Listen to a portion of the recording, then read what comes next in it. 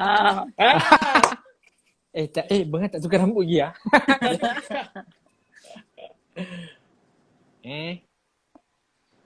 Kita tunggu Dr. Nadia masuk ya. Okay, kita tunggu doktor pula. Doktor je sekarang ni.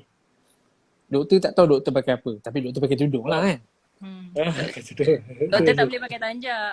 Abang Fido pakai topi. Abang pakai tanjak. Okay. Apa? Nama? Ika. Atika. Boleh Ya, panggil Maya Atika. Karin lah. Nak senang panggil Maya Karin je. Maaf siapa? Nak senang Maya panggil Maya Karin je. Selalu ramai sangat Atika kat dalam Malaysia ni. Nak senang panggil Maya Maya Karin. Karin Okay. Dia yang paling senang. Dah. Saya dah nampak doktor Nadia tapi dia tak masuk pula ni. Yalah, dia punya buffer tadi. Dia buffer Abang tadi Fido, kan. Abang Fido jaga-jaga Jangan terpijak wire ke apa, nanti data sangkut.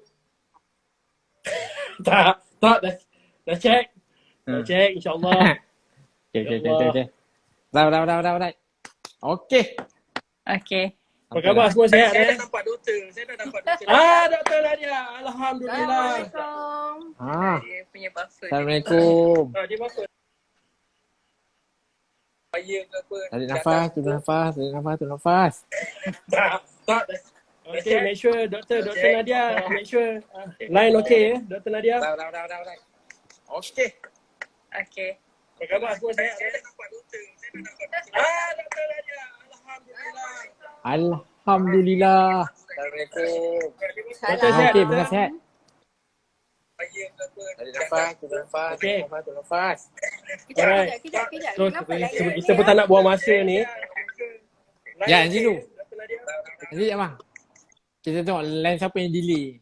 Oh, line doktor. Line doktor. Saya rasa line doktor ni. Line doktor. Line doktor ni. Sekejap.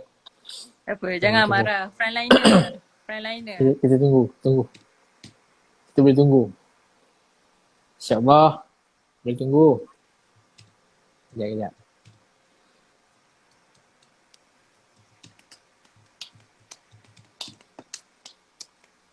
Banyak kali okey? Setakat ni okey lagi lah. Style lah Maya Karin Style Maya Karin. Kadang-kadang orang tengok bunga orang panggil perempuan lari. Wow. Okay. Tapi Dan tak ada kalau- lupa. kalau Mungkin Maya daripada Karin sisi ubat ke. hidup, perempuan Mungkin lari daripada kan? sini ke. Mungkin daripada sisi ni ke. Mungkin dari sisi Kalau ni bawah ke. sikit. Mungkin kalau bawah sikit. Mungkin bawah sikit ke. Oh. Bawah lagi. Doktor. Dari luar. Okay. Waalaikumsalam doktor. Finally. Bye. Alhamdulillah. Saya nak kena tulis tajuk kejap. Biasa yang benda-benda ilmiah ni memang sukar sikit. Kita Ya. faham. Ada je halangan ni doktor kan? Ada je. Biasalah tu kan. Tapi kita go on je. Eh, Doktor tengok doktor. Saya tak sempat Dah nak lah, urus faham. diri ni. Kedai gunting kan tak buka. Oh betul kan. Kan? Stres juga tu. Tapi tak stres lah. Terpaksa lah. Stres lah. Redo. Rado. Betul lah tu kan. Aduh, hai. okay, saya Saya dah pin. Okay. Okay. Assalamualaikum semua, apa khabar? Harap semua sihat. Okay, sebelum Waalaikumsalam. kita mulakan, saya nak ingatkan lah. Saya nak ingatkan kat sini. Kita punya perbincangan malam ni borak-borak santai. So tak ada yang serius sangat. So, kita pun tak nak heavy.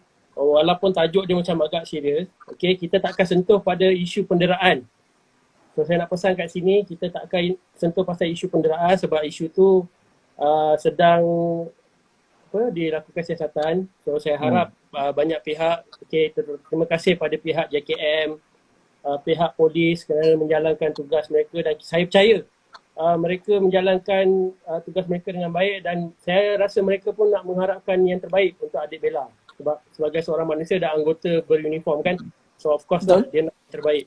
So cuma kita akan bincangkan pada hari ini adalah mengenai organisasi tu. Dia tak khusus kepada organisasi Rumah Bonda ni secara am. Secara amnya, okey. So dekat sini kita ada pelbagai background panel So kita ada Atika, okey, Cik Atika kan? Cik Cik Atikah atau tadi dia kata nickname dia Maya Karin. Ha. Ah, Cik Atikah Maya boleh lah Karin kenalkan daripada, diri. daripada MBM. So nanti dia akan perkenalkan ni. So lepas tu kita ada Bangah. Kita punya influencer dengan Cik Pia tu. Memang kita kata idol lah. Memang banyak buka mata untuk ramai orang lah. Kan? Abang yang penyayang. Tagline tu, Menang anugerah ya bang. Tagline tu dah 6 tahun. Alhamdulillah. Ah, Alhamdulillah. anugerah. Ha. Sampai menang anugerah bintang popular lah. Hebat lah tu. Saya memegang hashtag tu dan membawa dia dengan yang ke arah yang harmoni untuk orang mengikuti. Amin. And then kita ada Dr. Nadia, Dr. Nurul Nadia. Dr. Nurul Nadia ni pakar bidang kanak-kanak. Dia specialty dia dalam bidang pendidikan awal kanak-kanak. Bahagian pendidikan awal kanak-kanak. So nanti kita akan bincang lah kat sini. So saya akan ada soalan dan kita akan buka juga soalan pada yang tengok kita punya live sekarang ni lah. Okay, saya minta Cik Atikah lah perkenalkan sikit diri, background. Cik Atikah, Cik Maya Karin. Hai, Assalamualaikum. Nama Atikah Syairah binti Syahrudin. Sekarang sebagai penolong Setiausaha Agung Majlis Belia Malaysia dan ahli majlis daerah Kuala Selangor. Siapa datang Republic of Tanjung Karang boleh roja-roja. Saya mula dalam bidang kesukarelawanan ni sejak daripada umur tingkatan 4 sehingga sekarang lah. Saya berusaha untuk berada dalam bidang kesukarelawanan sehingga sekarang. Alam saja. Terima kasih. Saya rasa pakar pada malam ni Dr. Nadia. Jadi saya pun nak belajar sebenarnya. Kita sama-sama belajar. Saya nak belajar sama-sama. Kita sama-sama. Betul, sama-sama. Kita sama-sama belajar. Okey, terima kasih Cik Atikah. Doktor, perkenalkan diri doktor. Okay. Doktor ni style lah doktor ni. Alah, sekali-sekala kerja dengan budak-budak dia kenal lah lain daripada lain Doktor sikit moden lah, ni. kan? Okey, doktor nak dengar. Okay, saya Dr. Nadia. So, saya dah berkecimpung dalam bidang pendidikan awal kanak-kanak ni daripada 2003. Dan saya sebenarnya dalam bidang pendidikan awal kanak-kanak ni nak kata saya ni cikgu sekolah tak juga. Sebab saya banyak buat kerja dengan orang lain macam Cik Fir. Sebabkan Cik Fir lah saya tahu pasal bidang perfilman. Saya kerja dengan orang spider, orang laut, macam-macam jenis orang saya kerja. So jadi Alhamdulillah for the past beberapa tahun ni banyak knowledge yang saya dapat. Dan sebenarnya perspektif early childhood ni sebenarnya besar sangat. Dan saya harap hari ini kita dapat sama-sama sharekan apa yang kita boleh, apa yang kita tahu dan kita boleh belajar sesama sendiri juga. Okay, so terima kasih. Mantap. So, kita punya pada pemenang anugerah bintang popular. Bengah pun nak kenalkan diri Ya, kenakan sikit abang. Mungkin ada yang tak kenal. Assalamualaikum. Nama sebenar saya Ahmad Zamar Syari. Nama platform yang saya guna ni untuk berkongsi video-video tentang adik istimewa dan kehidupan saya. Saya dipanggil dengan senang dipanggil Bengah. IG ni lah makhluk macho ni.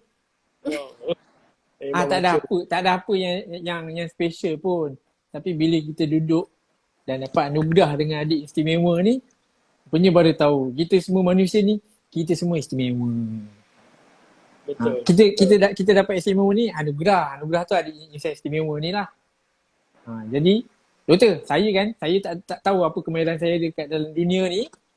Tapi bila saya kongsi tentang adik saya ni, baru orang nampak saya ada bakat buat video, bakat buat ambil gambar. Jadi adik saya ni macam dia saluran saya untuk diketengah kat media ni. Dia penyebab lah Abang Dia penyebab Abang explore diri Abang lah. Kira juga macam tu ke? Dia pencetus. Wah. Rasa macam dekat bukan dekat Malaysia lah. Rasa macam sekarang dulu 6 tahun yang lepas tak ada lagi orang yang ketengahkan ataupun bercerita, berkongsi dekat media sosial ni. Betul. Macam bengah-bengah hari-hari kan sampai jadi tarikan kat orang lain, sampai orang lain sebar, share. Sampai luar negara pun tahu pasal adik bengah ni. Orang panggil dia Cik Pia. Cik Pia, betul. Dia yang popular, bengah tak pun. Sama-sama lah tu. Tapi kita yalah, menumpang. maknanya Abang Ngah punya konten lah, kita cerita pasal konten Konten Abang Ngah ni memang orang kata inspiring lah. Saya juga pun follow dan saya pun tengok juga Abang Ngah macam mana Abang Ngah handle. Tapi saya tahu, saya rasa lah sebab yang yalah kita nampak kadang-kadang kat depan ni yang indah kan. Kita tak Betul. tahu yang belakang tu macam mana, pahit jerih dia macam mana kita nak kan. Orang nampak di sisi, Ya, tapi orang tak nampak di belakang dia. Betul. So itu yang kita nak tengok. Okay, pengalaman Abang Ngah yang ada adik macam tu macam mana. Yelah macam mana Abang Ngah handle. Bukan saja daripada segi Abang Ngah lah, maknanya yelah pandangan Keluarga umum. kan? Ya, keluarga, pandangan umum, pandangan masyarakat terhadap Abang Ngah dengan adik Abang Ngah ni. Sebab yelah kita tahu dulu memang ramai orang tak tahu. And then sampai ada selebriti atau Insta famous dah start share pasal anak mereka, adik diorang. So ini sebenarnya memberi ilmu lah. Kalau ikutkan Dr. Nadia, ini kita panggil apa?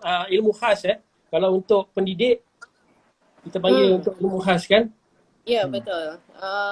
We call it apa? Special needs. Special needs Special ni. Betul. So yelah, bukan semua orang pakar dalam bidang ni. Dan yelah, so yang kita nak cakap ni pun dia berkait juga di sebalik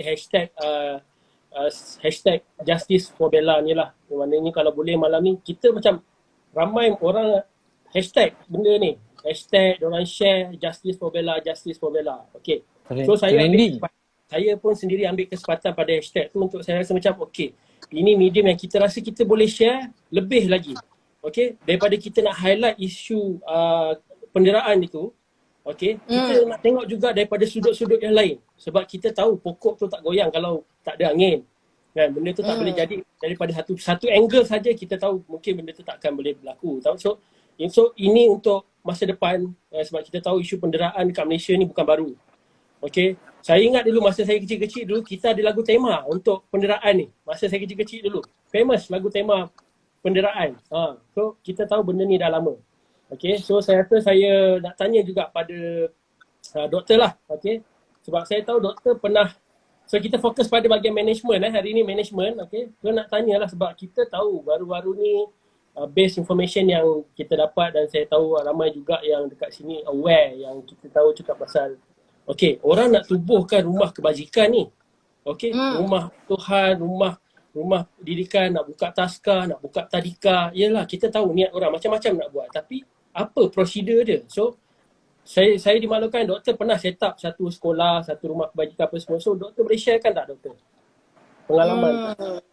Okay, sebenarnya bila kita nak buka, nak set upkan, tak kisahlah taska ke tadika ke ataupun pusat penjagaan ke, baik rumah untuk budak-budak ke untuk orang tua, untuk orang OKU, sebenarnya kita ada satu prosedur dan prosedur kita dekat Malaysia ni adalah lengkap. Okay. So jadi saya rasa ini adalah soalan yang sangat penting sebab ramai orang mungkin tak tahu. Okay. Dan kebiasaannya bila ada masalah-masalah macam penderaan, kemalangan, kadang-kadang kita selalu salahkan cikgu tu, cikgu ni kan. Ataupun owner tu, owner ni. Tapi kadang-kadang kita kena tengok dari segi premis tu juga. Okay, biasanya kalau kita nak set upkan satu premis pusat penjagaan, kebiasaannya first kali kita kena dapatkan persetujuan daripada DBKL. Okay. Kita kena hantar borang, kita kena bagi dia layout plan. Kalau katakanlah kita cadang nak tubuhkan taska untuk kanak-kanak yang normal, kita kena bagikan dia orang layout plan, floor plan untuk kanak-kanak normal ni. Tapi kalau katakanlah kita cakap kita nak buka untuk kanak-kanak yang ada masalah seperti special needs ataupun yang perlukan special attention, jadi kita kena submit floor plan kepada DBKL ke, kalau kita berada di Selangor, di area Subanjaya, kita hantar kepada MPPJ. MPSJ. Kalau kita berada di daerah Petaling, kita hantarkan ke MPPJ. So kenapa MPPJ, DBKL, MPSJ ni perlukan this kind of document? Sebab dia nak tengok sama ada layout yang kita bagi tu, building yang kita nak buat, yang kita nak usahakan tu sesuai ataupun tidak untuk kanak-kanak ni. Okay. Setelah diluluskan, jadi kita kena hantar juga dokumen tu kepada, kita kena memohon kepada pihak bomba.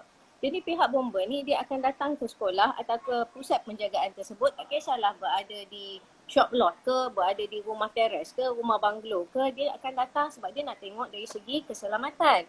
itu adalah tugas bomba. Sebab bomba ni dia ada akar-akar yang mana akar-akar untuk menjaga keselamatan.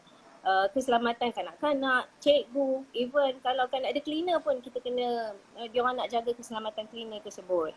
Okay, so jadi apa yang dia akan check? Satu, dia akan check kalau katakanlah tempat tu ada untuk kanak-kanak OKU ni ataupun kanak-kanak special needs ni. Jadi apakah macam facilities yang diperlukan? Kalau budak tu on wheelchair, ada tak ramp?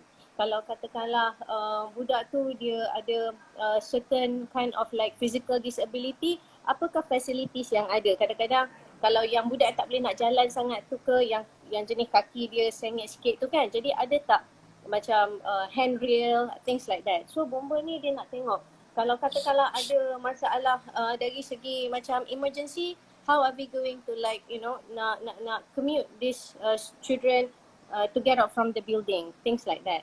Okay, daripada bomba kita kena pergi ke majlis Kementerian Kesihatan. Dia nak tengok dari segi sama ada tempat tu ada tikus ke, banyak ada masalah kumbahan ke. So jadi bila kita cerita dari segi prosedur ni, sebenarnya terlalu banyak prosedur. Okay, all these document kita kena compile-kan, kita kena kita kena sediakan proof, evidence yang mana tempat ni adalah selamat, sesuai untuk dijalankan sebagai premis pusat penjagaan, TAFSKA ke Tadika ke.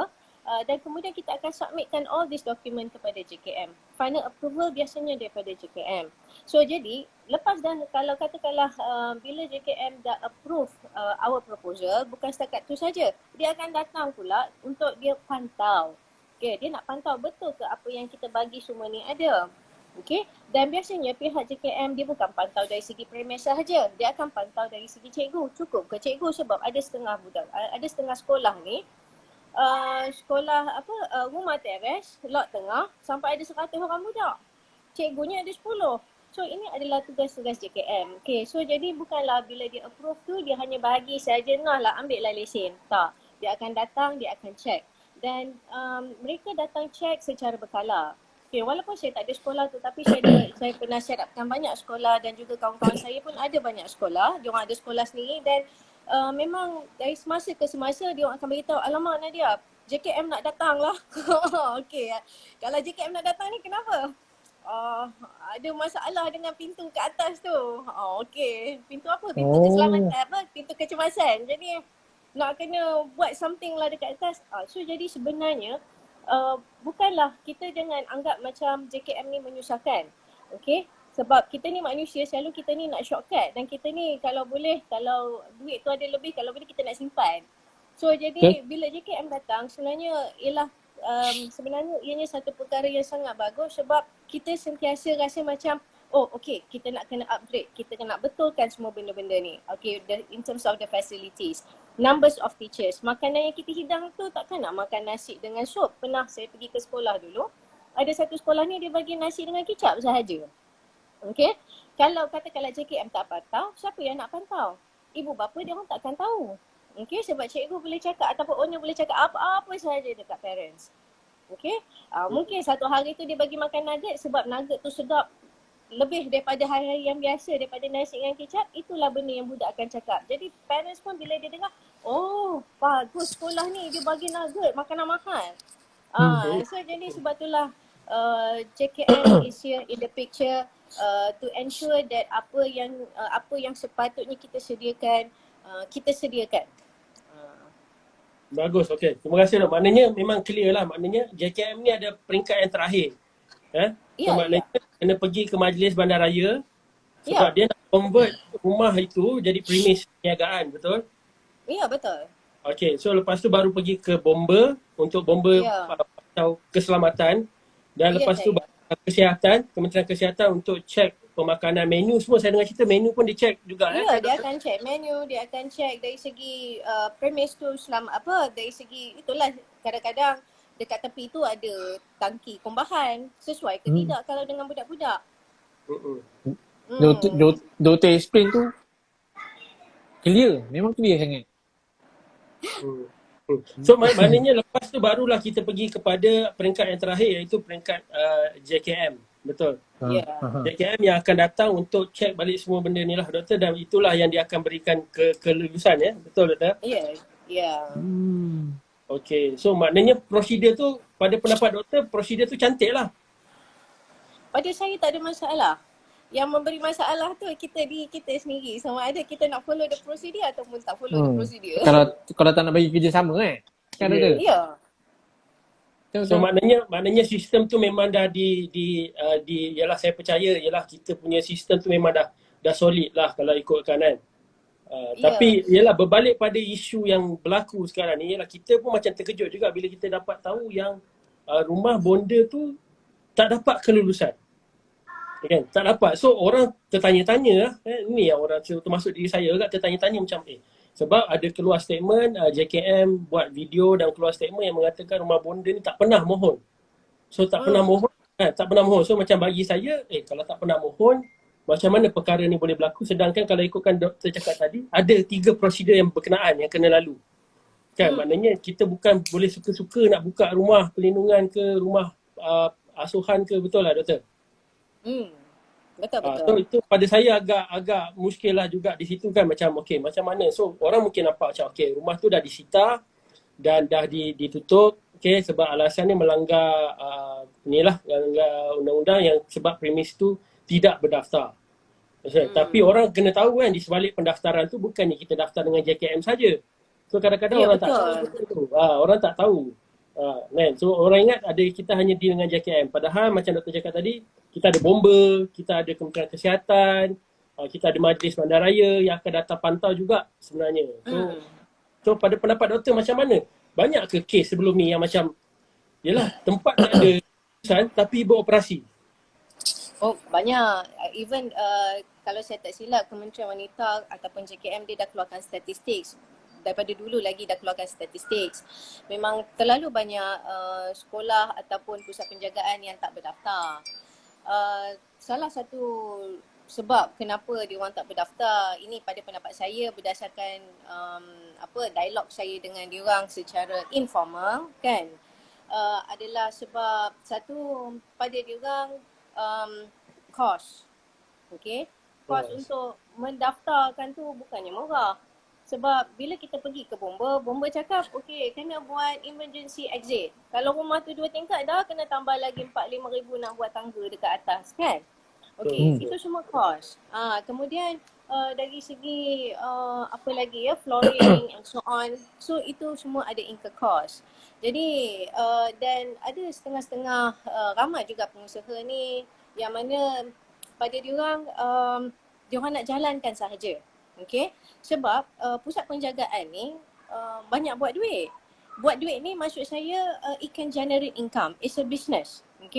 So jadi to run the business, jadi kita kena they're willing to do anything walaupun tidak berdaftar.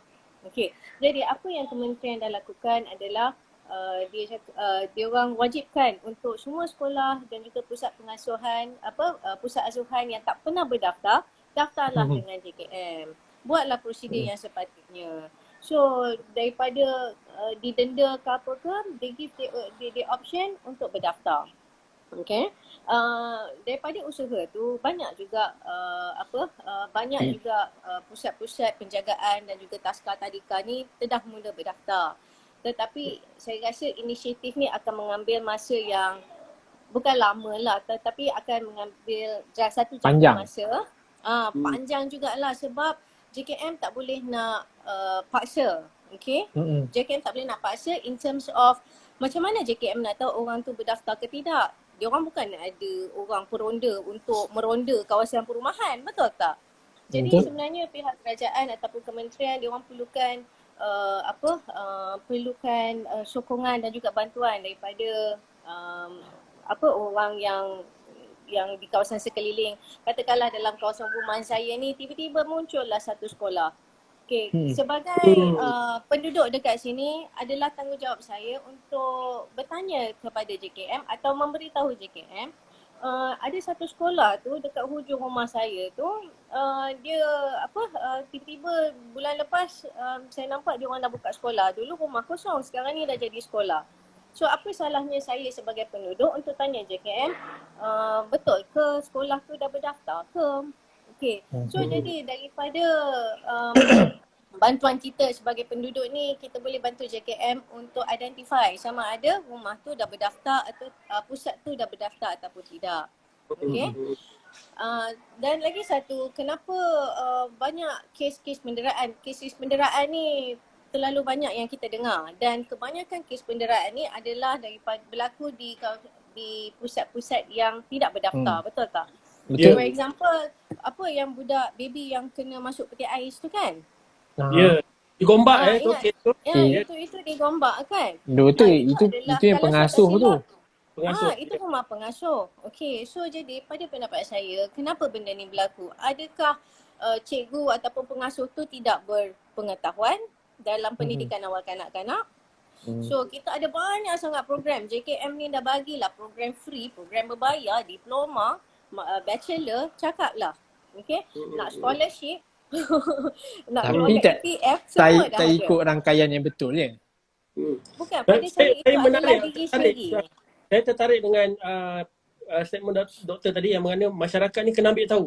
Tapi nanti kita akan pergi ke situ, doktor. So, Okey. sebab menarik sebab kita ni kena ambil tahu dan supaya kita boleh tolong kita kan, sebab kita boleh bantulah sesama kita. Sebab kadang-kadang benda ni jadi kita pun tahu kan dalam keadaan macam sekarang ni, bukanlah kita nak menyebut, tapi inilah kita nak ambil tahu supaya isu-isu yang dah berlaku sebelum ni tak berlaku lagi.